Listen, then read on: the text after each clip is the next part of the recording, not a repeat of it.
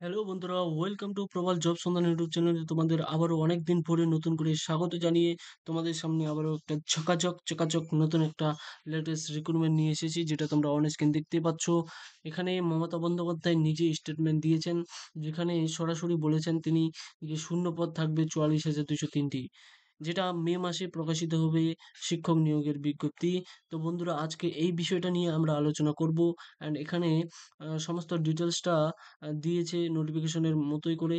And কি কি বলা হয়েছে সেগুলো আমরা এখানে বিস্তারিত আলোচনা করব। আমি পুরো নোটিফিকেশনটা শুরু থেকে শেষ পর্যন্ত রিডিং পড়বো, তোমরা মন দিয়ে শুনবে, শুরু থেকে শেষ পর্যন্ত দেখবে। অ্যান্ড তোমরা যারা নতুন, প্লিজ চ্যানেলটাকে অবশ্যই সাবস্ক্রাইব করবে বন্ধুরা, এই ধরনের নতুন নতুন চাকরি রিলেটেড নিউজ আপডেট পাওয়ার জন্য। অ্যান্ড তোমরা যারা টেলিগ্রাম চ্যানেল, হোয়াটসঅ্যাপ যুক্ত হয়ে যাওনি, অবশ্যই যুক্ত হয়ে যাও, সেখানে ভিডিও ডিসক্রিপশনে তোমরা লিঙ্ক পেয়ে যাবে। তো বন্ধুরা চলো, আজকের এই ভিডিওর যে মূল উদ্দেশ্য, আজকের এই ভিডিওর যে মেন টপিক, সেই বিষয়টা নিয়ে আমরা আলোচনা করব। ডব্লিউবিএসএসসি রিক্রুটমেন্ট 2025 আগামী 31শে মে এর মধ্যে সুপ্রিম কোর্টের নির্দেশ মেনে শিক্ষক এবং শিক্ষাকর্মী মিলিয়ে মোট 44,203টি শূন্য পদের নিয়োগ বিজ্ঞপ্তি প্রকাশিত হতে চলেছে। আজ মঙ্গলবার নবান্নের বৈঠকে স্পষ্টভাবে জানিয়ে দিলেন মুখ্যমন্ত্রী মমতা বন্দ্যোপাধ্যায়।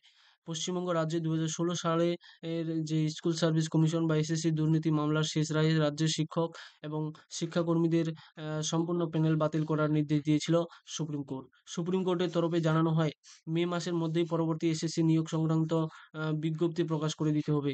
2025 সালের ডিসেম্বর মাসের মধ্যে পুনরায় শিক্ষক, শিক্ষিকা এবং শিক্ষাকর্মী নিয়োগের কাজ সেরে ফেলার নির্দেশও ছিল সুপ্রিম কোর্টের।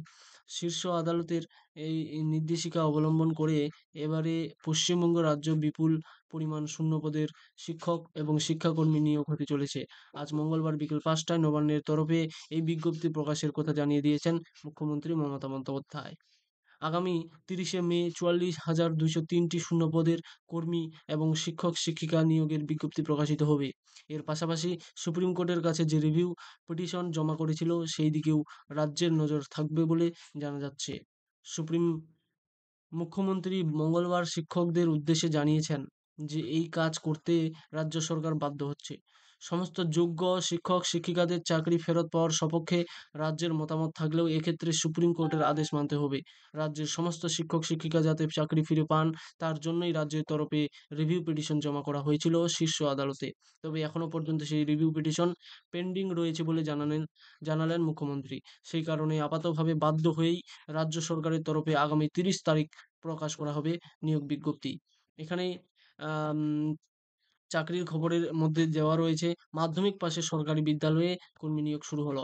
যেমন, নতুন করে নির্বাচনের বিরুদ্ধে রাজ্যের মতামত থাকলেও পরবর্তীকালে যাতে সুপ্রিম কোর্টের তরফে পুনরায় আদেশ মানা হয়নি বলে কোনো সংশয়ের সৃষ্টি না হয়, সেই জন্যই এই নতুন নিয়োগ বিজ্ঞপ্তি প্রকাশ করা হচ্ছে। সুপ্রিম কোর্টের নির্দেশ অনুযায়ী সমস্ত বিধিনিষেধ পালন করা হবে এবং নিয়োগ প্রক্রিয়ার যে বিজ্ঞপ্তি প্রকাশের কথা বলা হয়েছিল, সেটিও মানা হবে বলেই জানালেন মুখ্যমন্ত্রী। তবে গরমে ছুটির পর আদালত খুললে রিভিউ পিটিশনের মাধ্যমে যদি শিক্ষক শিক্ষিকাদের পুনরায় পরীক্ষার দেওয়ার সিদ্ধান্ত বদল করা হয়, তাহলে সেই নির্দেশ মেনেই কাজ করবে রাজ্য সরকার। মুখ্যমন্ত্রী এই দিন জানিয়েছেন, 30 তারিখে প্রকাশিত হবে নতুন নিয়োগ বিজ্ঞপ্তি, অর্থাৎ যেখানে মোট শূন্যপদের সংখ্যা থাকবে 44,203টি। চাকরি প্রার্থীরা জুলাই জুন মাসের 16 তারিখ থেকে জুলাই মাসের 24 তারিখ পর্যন্ত আবেদন জানাতে পারবেন। 15ই নভেম্বর প্যানেল প্রকাশিত হবে এবং 20 নভেম্বর কাউন্সেলিং করা হবে। সব মিলিয়ে এই বছর ডিসেম্বরের মধ্যেই সম্পূর্ণ নিয়োগ বিধি সম্পন্ন হবে বলে জানালেন মুখ্যমন্ত্রী মমতা বন্দ্যোপাধ্যায়। এখানে মেন টপিকটা ভালোভাবে স্পষ্ট ক্লিয়ার হলো। এখানে যে তথ্যগুলো দিয়েছে, ভ্যাকেন্সি 44,203 থাকবে, অ্যান্ড আবেদনের তারিখ থাকবে হচ্ছে জুন মাস থেকে শুরু, অ্যান্ড জুলাই মাসের 24 তারিখ পর্যন্ত লাস্ট ডেট থাকবে। 15ই নভেম্বর প্যানেল প্রকাশিত হবে আর 20 নভেম্বর কাউন্সেলিং করা হবে। সব মিলিয়ে ডিসেম্বরের মধ্যেই এই পরীক্ষাটাই সম্পন্ন করা হবে বলে জানালেন মুখ্যমন্ত্রী মমতা বন্দ্যোপাধ্যায়। এখানে দেখতে পাচ্ছ যে নতুন নিয়োগ বিজ্ঞপ্তি অনুসারে নবম থেকে, এখানে কিন্তু ক্যাটাগরি ওয়াইজ কিন্তু তোমাদের এবার ভাগ করে গ্রুপ সি গ্রুপ ডির মধ্যে এইভাবে করবে।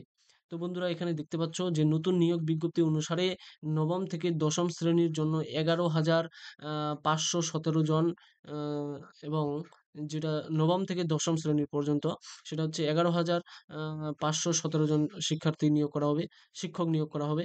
অ্যান্ড একাদশ থেকে দ্বাদশ শ্রেণীর জন্য 6,912 জন অতিরিক্ত শিক্ষক-শিক্ষিকা নিয়োগের নির্দেশ দেওয়া হচ্ছে।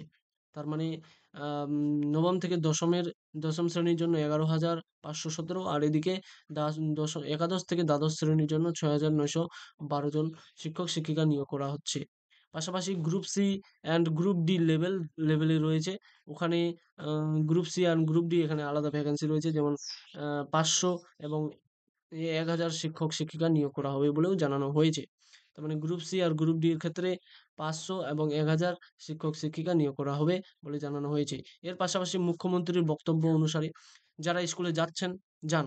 সুপ্রিম কোর্টের নির্দেশ অনুযায়ী ডিসেম্বর পর্যন্ত মাইনে পাবেন।